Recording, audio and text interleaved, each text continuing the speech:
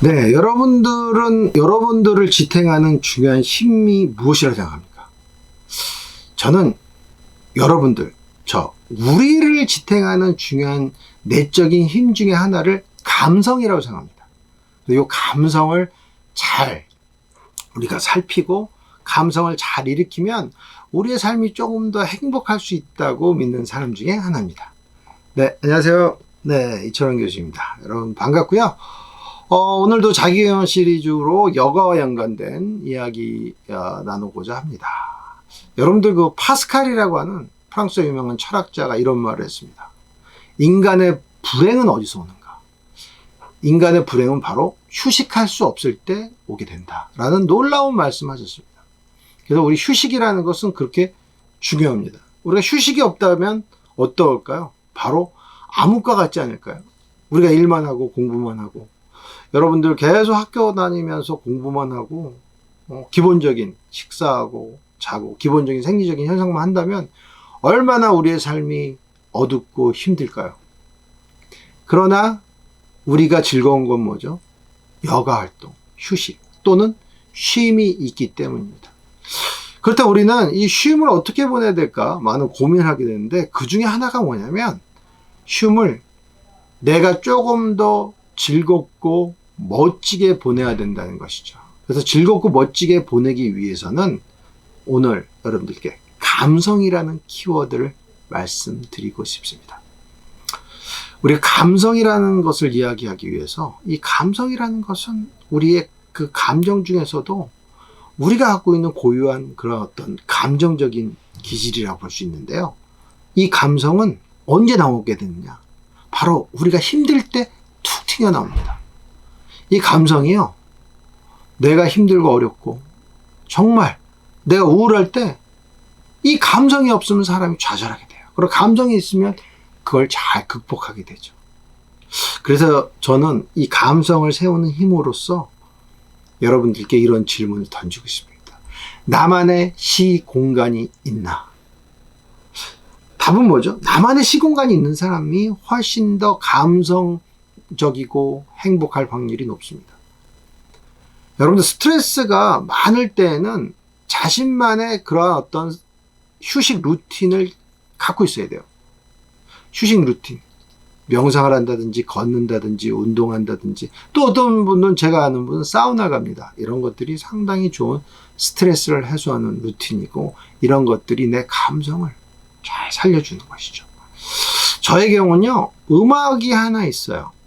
그 음악이 바로 바흐의 파르티타라는 음악인데 저는 요거를 이제 바이올린하고 첼로 이 CD를 동시에 이제 갖고 있는데요. 굉장히 오래됐는데요.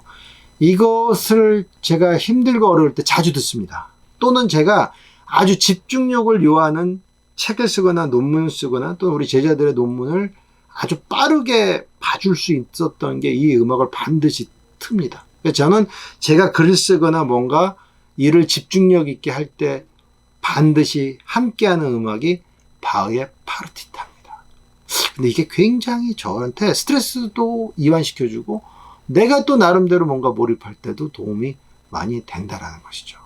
그 다음에 한 가지 저한테 또 있는 무기가 또 하나 있는데요. 그 무기라고 하면 뭐냐면 바로 1986년인가요? 그때 개봉했던 그 미션이라는 영화의 그 오보의 OST 음악입니다. 이 음악을 또 들으면서 저는 나름대로 굉장히 또 릴렉스가 됩니다. 그러니까 이런 릴렉스를 통해서 스트레스를 알아서 해소하는 것이죠. 그래서 여러분들 자기만의 공간이 있는 사람이 굉장히 감성적이라고 말씀드릴 수 있습니다. 그래서 여러분들이 조금 여건이 되신다면 혼자 있는 시간을 즐겨야 돼요. 저는 혼자 있는 시간을 즐길 수 없으면 절대 내 감성을 지킬 수 없다고 얘기하는 사람인데요. 여러분들 혼자 있는 시간에 스스로 한 번 정도 나를 되돌아볼 수 있는 것. 그걸 우리식으로 얘기하면 뭐죠? 반성, 성찰.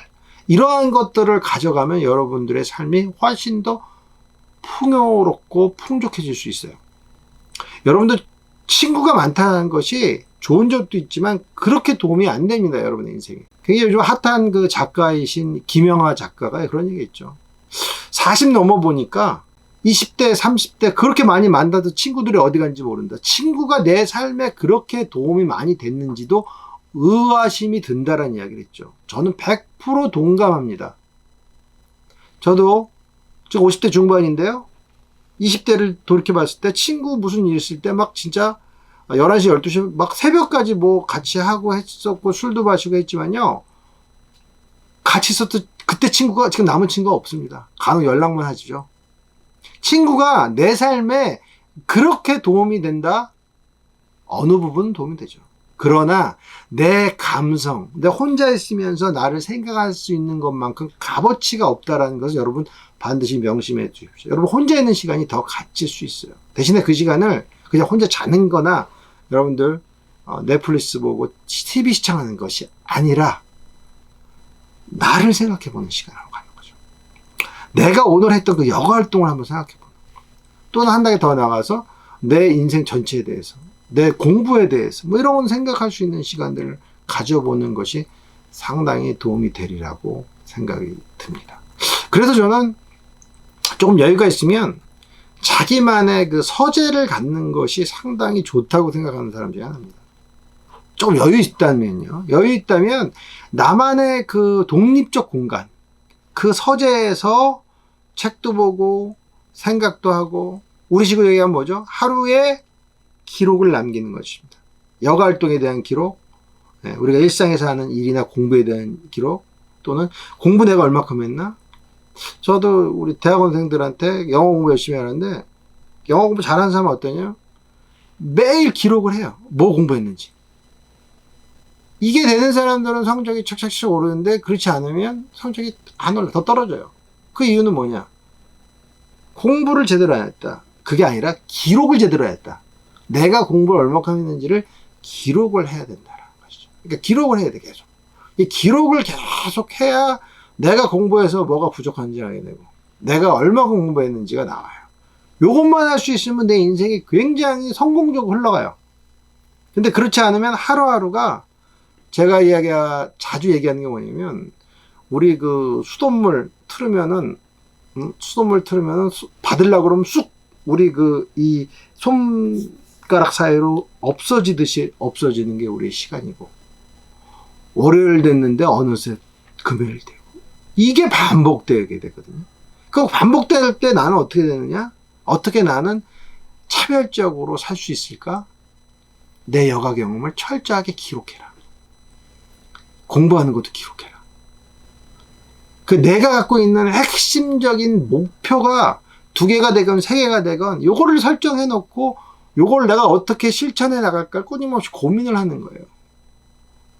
그 고민한 스텝들을 갖고 있는 것이 굉장히 필요한 그런 공간, 서재, 아니 공부방이라도 있으면 좋다는 것이죠.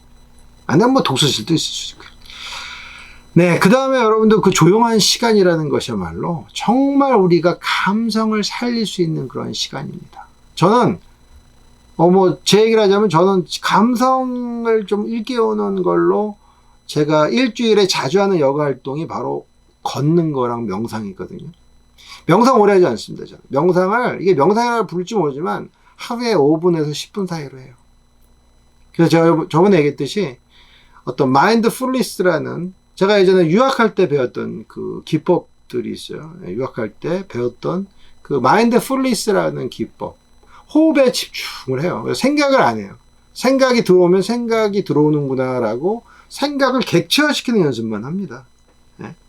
그 다음에 나머지는 하루 일과를 머릿속으로 좀 생각을 해보고 이러면서 딱 잠자리에 일어나서 명상을 한 5분 정도 하는 게 저의 오래된 루틴이에요. 이게 뭐 명상으로 볼지는 모르겠지만 이게 상당히 도움이 됩니다. 내 삶을 살아가는데.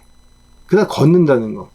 여건 되면 저는 그 하이킹을 자주 하는 편인데 그래서 1시간에서 1시간 반 정도를 걸어요. 걸으면서 여러 가지 생각도 해보고 우리식으로 뭐죠? 반성, 성찰. 이걸 계속 해봐요. 그거를 생각해보면서 내가 2가지 질문을 다시 던지는 거죠. 나는 누구인가? 나는 어떻게 살아야 할 것인가? 이 2가지 질문을 다시 던져보는 거예요. 저는 그 2가지 질문만 계속 던집니다. 그러면 어떻게 되죠? 내 감성이 다시금 살아나게 돼요. 제가 굉장히 좋아하는 그 고 법정 스님이 이런 말씀 하셨습니다.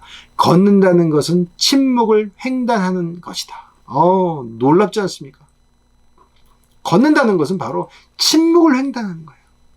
침묵을 통해 바로 나를 되돌아본다는 거예요. 침묵, 말하지 않고 나를 되돌아보는 그 시간, 걸으면서 갖는 그게 바로 나를 발전시키는 거예요. 여러분을 발전시키는 거죠. 여러분 공부할 때 힘들 때 걸어보는 것이죠. 그러면 우울하고 또한 여러 가지 기분 나쁜 또는 스트레스 받는 이런 것들이 싹 사라지게 된다는 것이죠. 네, 마지막으로 자기경영과 감성경영 이 말씀을 드리도록 하겠습니다. 우리가 행복하게 살려면 자기의 감성을 만나는 그런 시간이 절대적으로 필요합니다. 그래서 내가 좋아하는 여가활동 또는 나를 성찰할 수 있는 여가활동을 꾸준히 하게 되면 내 감성이 살아나고 나는 내 감성과 만날 수 있어요. 내 감성이 어떤 감성을 갖고 있는가, 나는 어떠한 것들을 좋아하는가, 나는 어떠한 거에 예민한가, 나는 어떠한 것을 선호하는가를 아는 그 과정을 통해서 나는 어떻게 인생을 살게 돼요? 남과 차별적으로 살 수 있다는 것이죠. 한 가지 더, 내 감성이 어떻게 변화했는지도 날마다 기록하려고 노력해 보는 것이죠. 그래서 저는 내 스스로가 성찰하는 과정, 내가 열심히 여가 활동하는 거, 밤에는 무조건 이걸 어떻게 하라고 했죠? 기록으로 남긴다. 방식은 없어요. 일기가 됐건 다이어리 쓰는 형태가 됐건 기록으로 남겨요.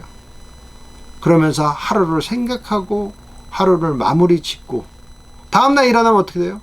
일어났을 때 명상을 잠깐 5분 정도 해요. 이 명상인지 아닌지는 없지만 호흡만 생각하는 거죠. 들숨 날숨만 생각해요. 그리고 하루에 자기 루틴을 또 만드는 거죠. 제가 좋아하는 책이고 제가 좋아하는 책에 나왔던 이야기, 타이탄의 도구들이라는 아주 유명한 베스트셀러 나온 책에 성공하는 사람들의 특징은 뭐냐면 자고 일어나서 반드시 잠자리를 정리해요. 이게 작은 성취감을 줬다는 거예요. 매일 성취감을 하나 하는 거예요. 내가 입을 개는 게 성취감이에요. 두 번째, 이분들은 반드시 명상합니다. 10분 이상. 세 번째는 스몰 습관을 가져요. 저는 뭐 푸시업을 뭐 한 20회씩 해서 한 3회, 4회 정도. 요거를 거의 뭐 몇 년 동안 오랜 습관처럼 이렇게 20회씩 한 3세트, 4세트 하는데요. 이런 것들을 꼭 하게 됩니다. 그리고 타이탄의 도구에 나온 사람들의 특징 또 뭐냐? 아침에 커피보다는 티를 마셔요. 마지막으로 아침 일기를 씁니다. 아침 일기를 써요. 저녁 때 있었던 것, 제가 말씀드렸죠. 저녁 때 우리 여가 활동에 또 기록했던 걸 한 번 되돌아보면서 다시 한번 리뷰하고 내가 생각할 것이 무엇인가를 세 가지로 척척척척 정리하는 연습을 꾸준히 해요. 그분들이 지금 세계를 움직이는 겁니다. 타이탄, 현자들이 갖고 있는 보이지 않는 도구들. 그걸 여러분들이 가지시려면 지금 말씀드렸던 여가를 경영하고 자기 경영을 만들고 하루가 끝날 때 반드시 기록으로 남기고 내 실천이 제대로 됐는지를 한 번 정도 확인하고 여러분들이 또 잠을 자고 다음날 일어나서는 제가 이야기한 것처럼 잠자리도 정리하고 짧은 명상도 해보고 자기만의 루틴, 쉿업이 되건 푸시업이 되건 뭐 필라테스가 되건 짧게 어떤 반복적 루틴을 하나 가져가고요. 티를 마시면서 녹차를 마시면서 여러분들이 5분 10분 정도 일기를 써보는 거예요. 이게 플래너가 될 수도 있고 전날에 우리 여가 기록을 생각했던 것들을 짧은 걸로. 저는 근데 우리 학생들한테 얘기할 때 이것을 오래 시간 갖지 말라고 하고 또한 이런 것들에 뭐 컴퓨터로 하지 말라고 그래. 되는 대로 써라. 이렇게 하면 우리 감성이 살아나고 그 다음에 또 우리 자기경영의 길로 가서 우리가 어느 순간에 상당히 성장하는 사람이 되어 있다고 느낄 수 있을 것입니다. 그러한 성장을 위해서 우리 레저 컨설팅 연구소는 여러분들이 내적 성장을 통해서 이 세상에서 누구보다도 다른 사람과 차별적으로 살 수 있는 행복한 인생을 살 수 있도록 앞으로도 많은 또 영상 준비하려고 하고 있습니다. 여러분들 혹시 영상이 좋으면 좋아요와 구독 눌러주시기 바랍니다. 네, 고맙습니다.